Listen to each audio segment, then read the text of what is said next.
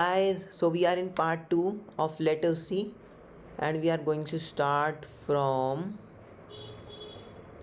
chemosis. Okay, let's start. What is chemosis? Analog of the photosynthesis that operate in the total darkness. Do you know about photosynthesis? Photosynthesis is the formation of food by plants in the presence of sunlight, carbon dioxide in daylight. Okay, but chemosis is the process which is carried out by the plants in dark. Okay, next is chromatic aberration. Chromatic aberration, the tendency for a lens to focus red and blue light differently, causing image to bend, blurred. Okay, so why do there is a deflection or there is a difference between refraction of red and blue light? What is the difference between red and blue light first? So red and blue light have different wavelengths, have different frequencies, and as we know from the relation that mu, the refractive index, is inversely proportional to the wavelength of the light. Hence, shorter the wavelength, greater will be the deviation, larger the wavelength, lesser will be the deviation. Here, red has greater wavelength, hence it will be refracted less, and blue has greater frequency and less wavelength, hence it will be diffracted more. Okay, so this gives to an aberration which is chromatic aberration, through which different light of different wavelength are focused with different extent of bending. Okay, next is chromosphere, the sun's lower atmosphere lying just above the visible atmosphere. Okay, let me just show you the picture. So sun's atmosphere, yes, we got this.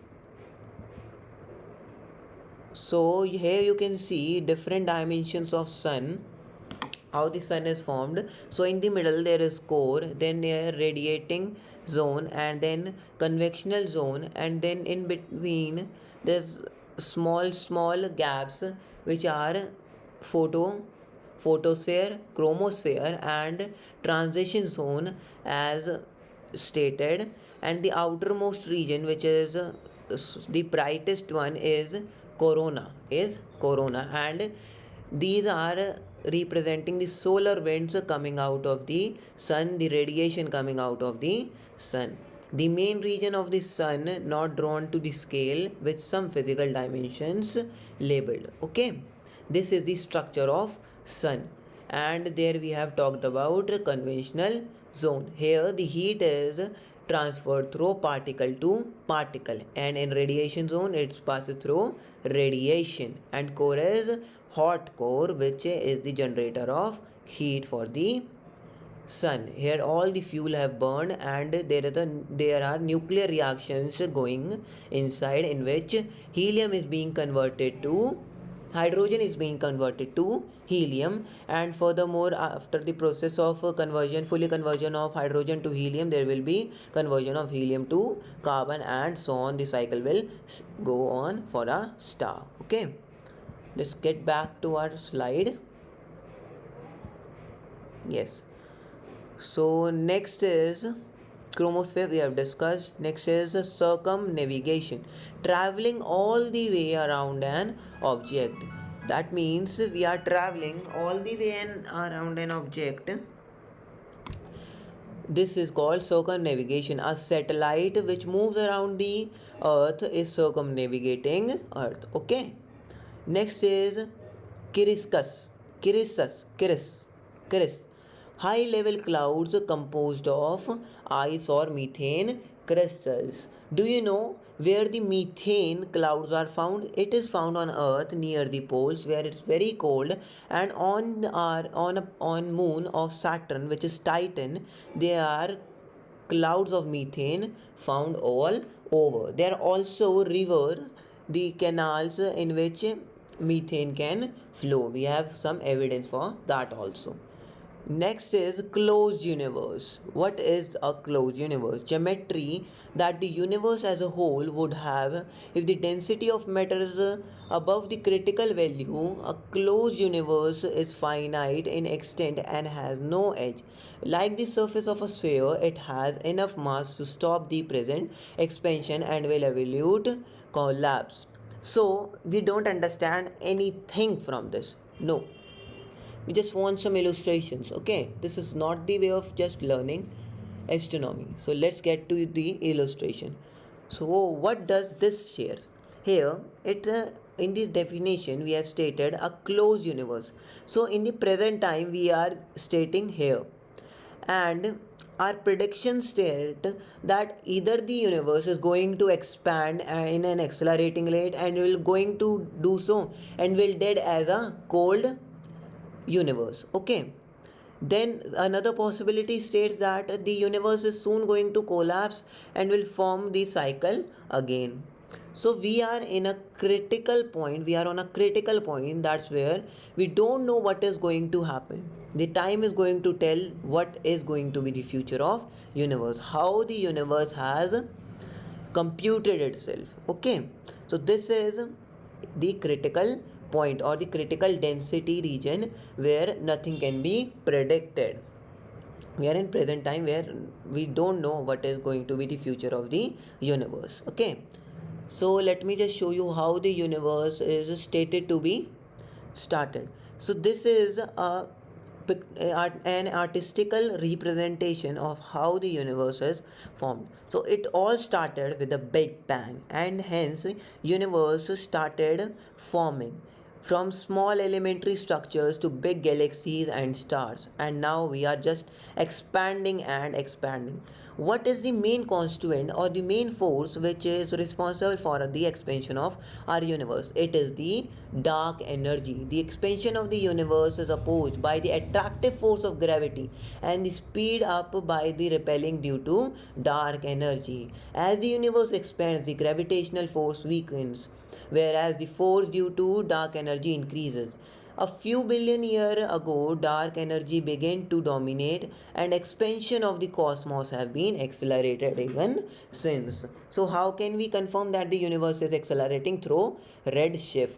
Through redshift, we can predict that the universe is accelerating. So, let us see what are the basic constants of our universe. So, a universe is made up of normal matter, dark matter, and 68% dark energy, which is responsible for the acceleration of our ever expanding universe.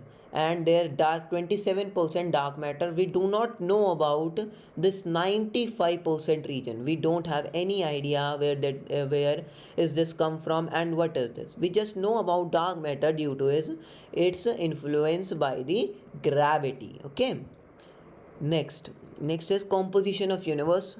The universe today is made up of mostly of mysterious dark matter, accounting for nearly third quarter of the total. Dark matter accounts for a quarter, and normal matter accounts only a few percent.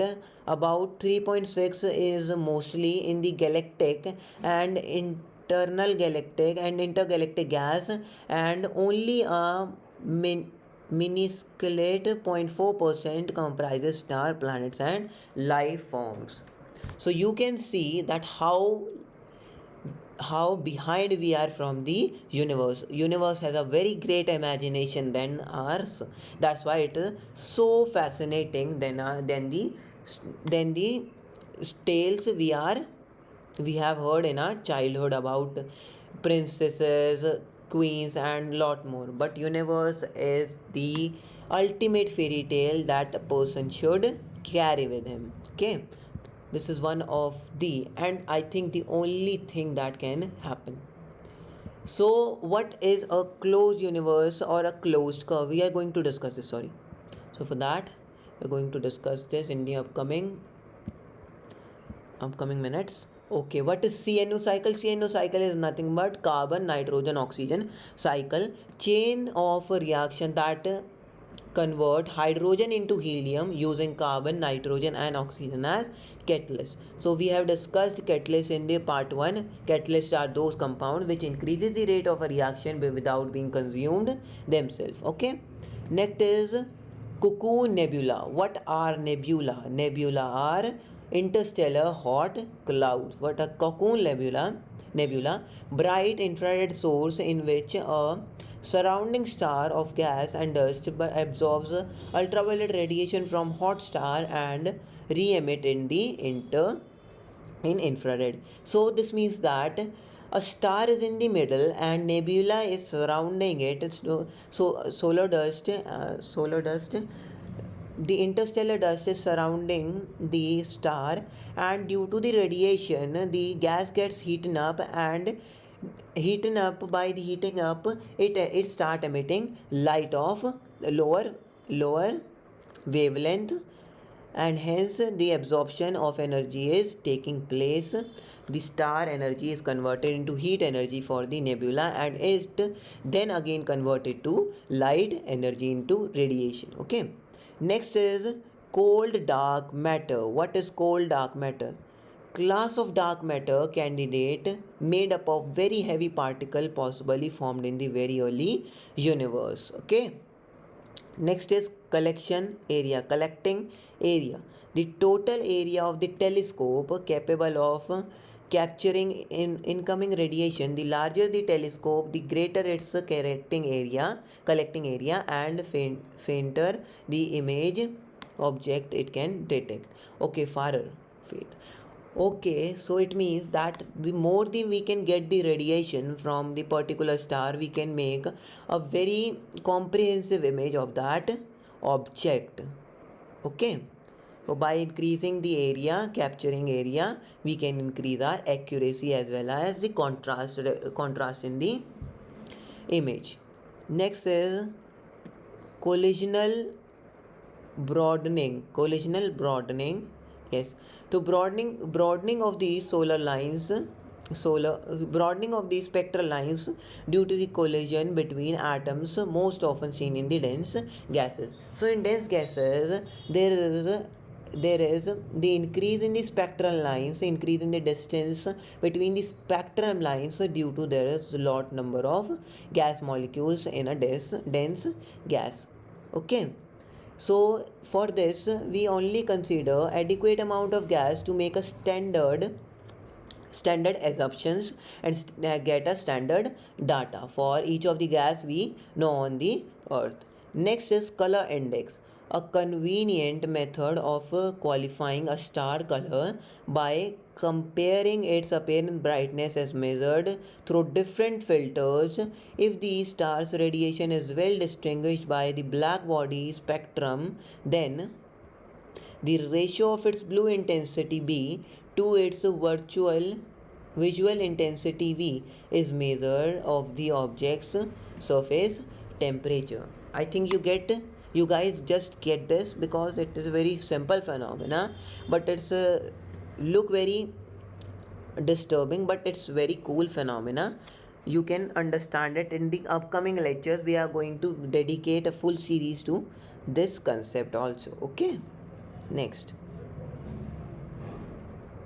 So as I discussed earlier, that making standard is important in astronomy because everything go relative, or it can show variety of behavior, so we get them on a same plane. As we know that the SAT exam conducted by college board is an method of getting all the candidates on a certain level without considering their ethical or any regional board.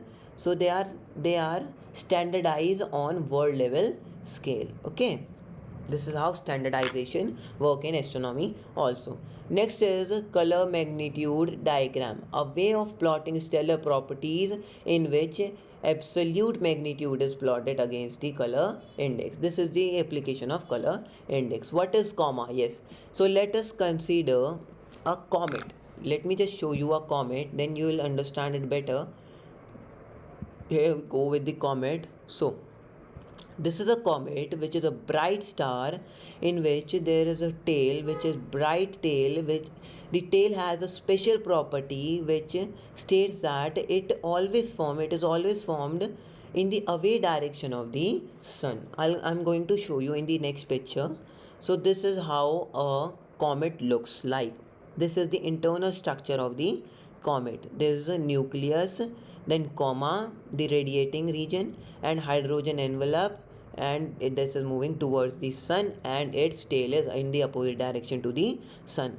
So there is a very famous comet which is Halley's comet. It was last seen as 1986. Next. So yes, this is a very beautiful representation of a comet on a very dark night, cloudless night. This is the dust tail. It is the, and second one is the iron tail. Okay, dust tail and iron tail. Ions are charged particles, dust are simple particles without any charge. Comet tail in 1997, Comet Hale-Bopp displayed both an ionic tail dark blue and an dust tail white blue, showing the gentle curvature and inherent fuzziness of the dust. At the comet closest approach to the sun, its tail stretches up to 40 degree across the sky. Okay. Next, let me just show you this. Yes, this is an important image, so you will get to know about this. So this is how the tail is always in the opposite direction to the sun. This is the trajectory of a comet. It is very elliptical, very much. Comet trajectory, as it approaches the sun, a comet develops an iron tail because the particle near the comet gets ionized due to heat, which is directed away from the sun. Close in the dust tail displays marked curvature and tends to lead behind the iron tail. Okay, as it moves away, it loses its iron tail and then go with the dust tail. Okay, so let me just discuss, you take back to you to the presentation. So comet, comma, an effect observing during the formation of an off-axis image in the telescope star whose light enters the telescope at a larger incident angle. Comet-like tails or image, the brightest part of the comet often refers as head. Okay. Next is comet, a small body composed mainly of ice and dust. It is an elliptical orbit around the sun. As it comes close to the sun, some of its material is vaporized to form a gaseous head and extended tail. Next is common envelope. Have you seen a hydrogen atom VOT structure? That which gives the probability of finding an electron in H2 molecule. The same type of imagination, the same type of structure you can use in the common envelope too. When two stars make a common envelope around each other, they come in contact, hence making a common region around them where the gas is enveloped. Okay, next is competitive plantology, the systematic study of similarities and differences among the planet with goals of obtaining deeper insights into how the solar system formed and how it's evolved in time. Okay, so we take standards in astronomy. It is proved everywhere in the astronomy. Anywhere you go, you will have to take standards to define a particular quantity and to define a particular phenomenon. Composition. The mixture of atoms or molecules that makes up the object. Simple. Next is condensation nuclei. Dust grains in the interstellar medium that act as seeds around which other material can cluster. The presence of dust was very important in causing matter to clamp during the formation of solar system. So what is condensation theory states? It states that when the gases in the early universe, when the gas forms are in fragments, then due to gravity they condense themselves and hence form magnificent structures that we observe today. This is the finest and the most reasonable statement for the formation of planets and what all we see in the universe. Next is condensation theory. Current favor model for solar system formation that combines feature of cold nebula theory with new information about interstellar dust grains which acted on condensation. Okay, we have discussed about this. Okay, next is conjunction, orbital configuration in which a planet lies in the same direction as the sun as seen from the earth. So we can imagine we are standing on earth and seeing sun, and behind sun we see Mars. So this is the condition of conjunction. Okay, next is conservation of mass and energy. Law of conservation of mass and energy, that energy cannot be destroyed and cannot be created. And law of mass and energy is also compiled by Einstein in his beautiful equation E equals to mc square, that mass is made up of energy or energy comprises of mass. Okay, in a special theory of relativity. Next is constellations, a human grouping of stars in the night sky into reasonable patterns. So we as humans are very fascinated by finding a patterns, so we don't left anything behind and form patterns. So these are some constellation, and night sky is one of the greatest canvas for us, and we have discovered so many constellations. We are going to study the star charts in our experimental series. So with every season there is a change in the orientation of stars around us because our position is constantly changing throughout the year. Hence we can observe there are so many constellations which goes out from the human mind, and these are very important as they are used to determine which season is going on and what is the position of earth in the universe. Okay, there are so many constellation, and being accurate it's 108 constellations in our consideration. And one of the biggest one is hydra, which is a snake structure. Okay, back. So next is constituent, it's same as composition. Next is contact binary, as we have discussed about the envelope. So this is how the contact binary works and makes an envelope. Imagine it as two hydrogen molecules forming an H2 molecule, and we are making a VOT structure. We are making a VOT structure. And I think this all for this session. We are going to complete this in another two session because C is a very big chunk. C has a very big chunk. So don't worry, we are going to complete this. I don't want to make a long videos because it will be so inconvenient. So let's meet you in the next session. So goodbye guys, keep learning and keep exploring.